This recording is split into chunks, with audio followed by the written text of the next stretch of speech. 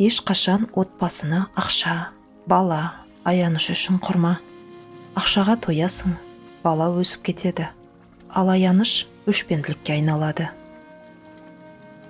Жаныңдағы жақыныңа қамқор бол. Сен үшін намысын ұмытқан жанды бағала.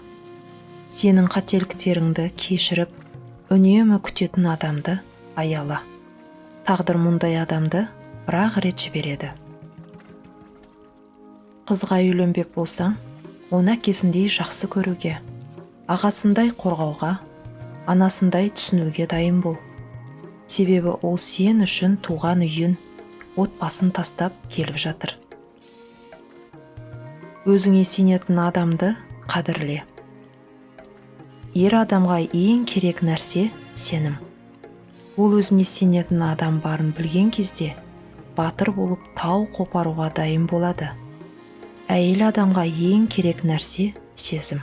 Олар өздерін сүйетінін сезген кезде, бәріне нұрын шашып, мейірлене сұлулана түседі. Бір-біріңді сыйлағанда, адам тамсанатындай сыйлаңдар. Бәлкім сіздерге қарап, өзгелер сыйластықты үйренер. Бақ деген құндылық кейде ауып қонады, кейде тауып қонады. Ауып қонса есіртеді, тауып қонса есейтеді, өсіреді, өндіреді. Біздің тағдырымыздағы адамдар жайдан-жай пайда болмайды. Біреулері бақыт сыйласа, біреулері тәжірибе беріп, мінез құлқыңды шыңдайды. Сенен үш нәрсені көре білетін адамды бағала. Күлкі астына жасырылған мұңды, ашу-ыза астына жасырылған махаббатыңды, үнсіздік астына жасырылған сөздеріңді. Шын сүйетін адам жан дүниеңде не болып жатқанын көзіңнен ақ біледі. Біреуге жол беру әлсіздікті көрсетпейді, қайта үлкен ақылдың белгісі. Отбасында уақытылы біреуі артқа қадам жасай білсе, тек сондай жұптар ғана ажырамайды. Және ойлап қараса, бұл қадам артқа емес, алға екені сөзсіз. Әйелді тек асыл адам ғана қадірлейді, арамза ғана қорлайды. Жақындарыңның қалдырған соққы іздерін ешкім де емдей алмайды. Өйткені олар қай жерден ұру керектігін жақсы біледі. Ең кәміл мүміндердің мінез құлқы ең жақсысы, ал сендердің ең жақсыларың әйелдеріңе ең жақсы қарым-қатынаста болғандарың. Біреуді сүюдің негізгі логикасы, сіз біреуді сүйсеңіз, оның сүйгенін де сүйесіз. Саған уақыт бөлмеген адамда, демек көңілі жоқ. Көңілі болса, ол қандай қиын жағдайда болса да, уақыт табады. Сондықтан өзіңді алдай берме. Доғар болды, өзіңді алдама. Ешқашан біреудің жүрегін жаралама. Егер оны қорғап, жылытуыңа сенімді болмасаң. Жүректі жаралау үшін бір ғана сөз жеткілікті. Бірақ жараланған жүректі түзету үшін кешірім де, өмір де жетпейді. Өздерін басқалардан биік ұстайтын көкірек адамдар ұнамайды.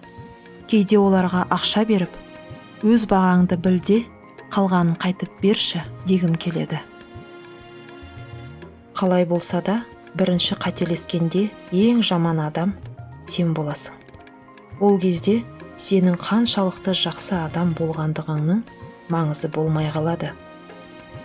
Ең күшті махаббат та бағаланбаса өледі. Ең адал адам да қадірлемесе кетеді. Ешкімнің артынан жүрудің қажеті жоқ. Сіздің өміріңізден кеткісі келгендер кете берсін. Жақсы адамдар сізге бақыт әкеледі, нашарлары тәжірибе береді, ал ең жамандары сабақ болады. Ақылды адам қателігін түсінсе, оны түзетуге барын салады. Ақымақтың мойындауға шамасы да жетпес. Әр адам өзі түсінетін нәрсені ғана естиді. Ақыл алған сайын бай болады. Жүрек берген сайын кең болады. Көп адам өзгенің өзіне деген сезімін асырып бағалауды жақсы көреді. Жақсы көргенін де, жек көретінін де. Қыз өмір есігін ашқанда әкесінің жұмаққа кіруіне себепші. Қыз аяулы жар болғанда күйеуі үшін иманының жартысы. Қыз ана болған кезде жұмақ оның аяғының астында. Мейіріміңді басынатын емес, бағалайтын адамға көрсет.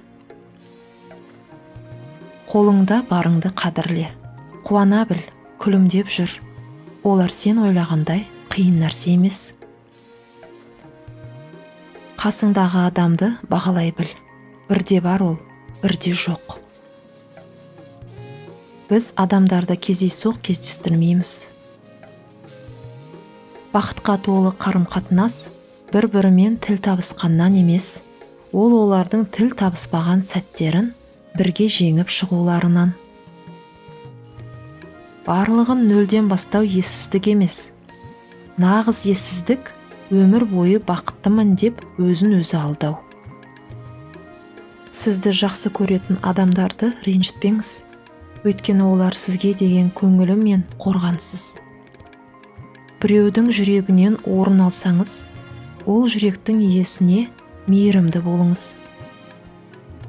Сөз бастамас бұрын тыңда, әрекет етпес бұрын ойлан, сынамас бұрын біл, бас тартпас бұрын тәуекел ет.